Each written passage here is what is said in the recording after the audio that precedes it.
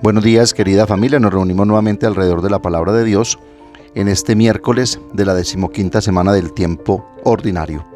Nos reunimos en el nombre del Padre, y del Hijo, y del Espíritu Santo. Ven, Espíritu Santo, llena los corazones de tus fieles, enciende en ellos el fuego de tu amor y renovarás la faz de la tierra. Espíritu Santo, ilumínanos y santifícanos. María, Madre de la Iglesia, ruega por nosotros. Lectura del profeta Isaías, capítulo 10, versículos 5 al 7, 13 al 16. Así dice el Señor: Ay, Asur, vara de mi ira, bastón de mi furor. Contra una nación impía lo envié, lo mandé contra el pueblo de mi cólera, para entrarlo a saco y despojarlo, para hollarlo como barro de las calles. Pero él no pensaba así, no eran estos los planes de su corazón. Su propósito era aniquilar, exterminar naciones numerosas. Él decía: con la fuerza de mi mano lo he hecho, con mi saber, porque soy inteligente. Cambié las fronteras de las naciones, saqué sus tesoros y derribé como un héroe a sus jefes. Mi mano cogió como un nido las riquezas de los pueblos, como quien recoge huevos abandonados, cogí toda su tierra, y no hubo quien batiese las alas, quien abriese el pico para piar. Se envanece la hacha contra quien la blande, se gloría la sierra contra quien la maneja, como si el bastón manejase a quien lo levanta, como si la vara alzase a quien no le es leño. Por eso el Señor de los ejércitos meterá enfermedad en su gordura, y debajo del hígado le encenderá una fiebre como incendio de fuego. Palabra de Dios. Salmo 93. El Señor no rechaza a su pueblo. Trituran, Señor, a tu pueblo, oprimen a tu heredad, asesinan a viudas y forasteros, degüellan a los huérfanos, y comentan: Dios no lo ve, el Dios de Jacob no se entera. Enteraos los más necios del pueblo, ignorantes, ¿cuándo discurriréis? El que plantó el oído no va a oír, el que formó el ojo no va a ver, el que educa a los pueblos no va a castigar, el que instruye al hombre no va a saber, porque el Señor no rechaza a su pueblo ni abandona su heredad. El justo obtendrá su derecho, y un porvenir los rectos de corazón. Lectura del Santo Evangelio según San Mateo. En aquel tiempo Jesús exclamó: Te doy gracias, Padre, Señor de cielo y tierra, porque has escondido estas cosas a los sabios y entendidos, y se las has revelado a la gente sencilla. Sí, Padre, así te ha parecido mejor. Todo me lo ha entregado mi Padre, y nadie conoce al Hijo más que el Padre, y nadie conoce al Padre sino el Hijo, y aquel a quien el Hijo se lo quiera revelar. Palabra del Señor. Nosotros decimos que Dios escribe derecho en líneas torcidas. El profeta Isaías 55, 8, 9 dice: Porque no son mis pensamientos vuestros pensamientos, ni vuestros caminos son mis caminos.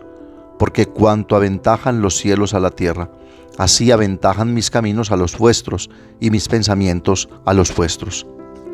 En la primera lectura, el profeta Isaías nos describe el vaticinio que contiene el anuncio del castigo a la gran potencia asiria.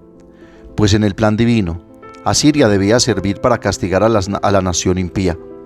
Dios mismo le había dado este encargo, y él mismo le había trazado los límites de su actividad castigadora. Pero como sucede siempre en el corazón ambicioso y prepotente del hombre, las conquistas militares, la conciencia o pretensión de su propia fuerza y capacidad, ofuscaron y confundieron la mente del pueblo asirio, al punto de hacerle olvidar de ser solamente un instrumento en las manos de un ser superior, Dios. Asiria quiere oponerse al plan divino. Por eso el profeta describe al conquistador con un comportamiento de orgullo desmedido y de soberbia y prepotencia. Y es aquí donde el profeta hace ver el pecado, porque no reconoce a Dios y sus exigencias, y sobre todo porque hace suya la gloria que solo le pertenece a Dios. Y es este el mensaje para nosotros, que corremos siempre este mismo riesgo de creernos capaces, autosuficientes, y pretendemos dar gloria a nuestras obras, sacando a Dios de nuestras vidas, y adorar ídolos en los que ponemos toda nuestra confianza. El profeta nos quiere hacer entender que por más que nos esforcemos y pretendamos ser autosuficientes, Dios será siempre el santo y el poderoso, mientras la gloria humana y todas las falsas pretensiones del hombre terminarán siendo solo aquello que son en realidad, humo y vaciedad.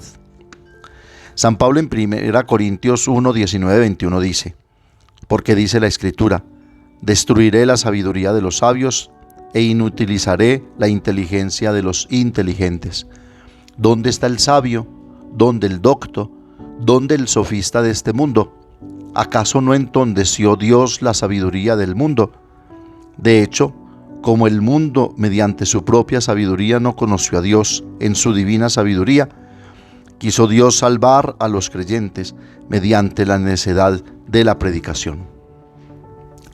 ¿Podrá el hombre alcanzar los cielos, lograr grandes descubrimientos, dominar sobre los hombres y sobre la tierra? Pero como dice la misma Sagrada Escritura, su vida no depende de todos sus bienes. ¿Qué podrá el hombre sin Dios? Jesús en el Evangelio, de hecho, da gracias al Señor del cielo y de la tierra, porque los secretos de su plan que se revelan y se realizan con el hombre o sin él, se revelan a los sencillos y humildes, a quienes se abren a los misterios de Dios, porque se disponen a recibir la gratuidad de Dios. De hecho, aquello que el profeta contempla de lejos, se realiza en Cristo. Él depone todo principado y todo poder con la sangre de su cruz. San Pablo dice en Colosenses 2:15, y una vez despojados los principados y las potestades, los exhibió públicamente, incorporándolos a su cortejo triunfal. El Evangelio es encuentro con Cristo.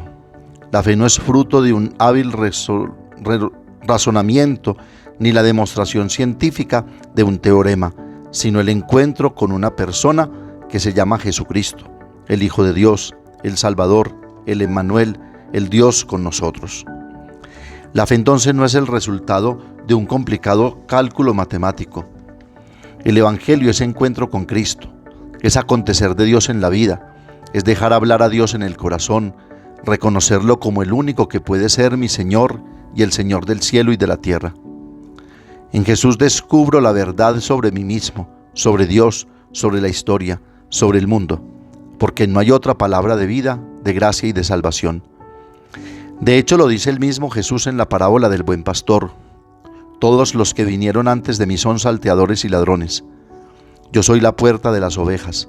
Las conozco a cada una y a cada una las llamo por su nombre y doy la vida por mis ovejas. Jesús enseña que Dios habla en la libertad, con amor de Padre, y que es en la misericordia, que nunca se impone, donde Dios susurra al corazón sin esperar del hombre nada a cambio. Conociendo a Jesús conozco a Dios, pues en Jesús son eliminadas todas las falsas imágenes que nos han enseñado de Dios. La fe no puede más que hacerse entonces historia, pues la vida de Jesús y la mía se entrelazan como una historia de amor y de salvación. Por eso no nos debe extrañar ni sorprender porque el Señor prefiere a los excluidos, las viudas, las mujeres, los niños, los enfermos, los que sufren, los publicanos, las prostitutas y los pecadores. Porque precisamente esta clase de personas verán en el Señor aquello que los sabios y entendidos, por su prepotencia y arrogancia, no logran reconocer. Porque se necesita un corazón sencillo y dispuesto, abierto a la novedad, sensible al amor, capaz de asombrarse, con una mirada más allá de la esperanza, para que las realidades que nos deben asombrar no se nos conviertan en un simple paisaje. Hoy constatamos una triste realidad. Nosotros que hemos sido testigos y beneficiarios del amor de Dios, vivimos tan ocupados y entretenidos en tantas cosas y bagatelas y superficialidades. Debemos pedir al Señor que deponga de nosotros todos estos poderes y fuerzas que nos subyugan para que podamos abrirnos a la novedad de Dios y seamos también parte de aquellos humildes y sencillos que roban esta exclamación maravillosa del Señor. Te doy gracias, Señor, Padre del cielo y de la tierra, porque has escondido estas cosas a los sabios y entendidos y se las has revelado a la gente sencilla. La Santísima Virgen María, la humilde esclava del Señor, nos ayude a acoger esa palabra de vida de su Hijo Jesucristo, de tal manera que tengamos siempre un corazón dispuesto al amor. Padre nuestro que estás en el cielo, santificado sea tu nombre. Venga a nosotros tu reino, hágase tu voluntad en la tierra como en el cielo. Danos hoy nuestro pan de cada día, perdona nuestras ofensas, como también nosotros perdonamos a los que nos ofenden. No nos dejes caer en la tentación y líbranos del mal. María, Madre de la Iglesia, ruega por nosotros. El Señor nos bendiga, nos guarde de todo mal y nos lleve a la vida eterna. Oración por las intenciones del Sínodo, por una Iglesia en comunión, participación y misión. Estamos ante ti, Espíritu Santo, reunidos en tu nombre. Tú que eres nuestro verdadero consejero, ven a nosotros, apóyanos, entra en nuestros corazones. Enséñanos el camino, muéstranos cómo alcanzar la meta. Impide que perdamos el rumbo como personas débiles y pecadoras. No permitas que la ignorancia nos lleve por falsos caminos. Concédenos el don del discernimiento para que no dejemos que nuestras acciones se guíen por prejuicios y falsas consideraciones. Condúcenos a la unidad en ti, para que no nos desviemos del camino de la verdad y la justicia, sino que en nuestro peregrinaje terrenal nos esforcemos por alcanzar la vida eterna. Esto te lo pedimos a ti que obras en todo tiempo y lugar, en comunión con el Padre y el Hijo, por los siglos de los siglos. Amén. El Señor esté con ustedes, y la bendición de Dios Todopoderoso, Padre, Hijo y Espíritu Santo, descienda sobre ustedes y los acompañe siempre. Que tengan un feliz día y recuerden que los padres de la parroquia los queremos mucho.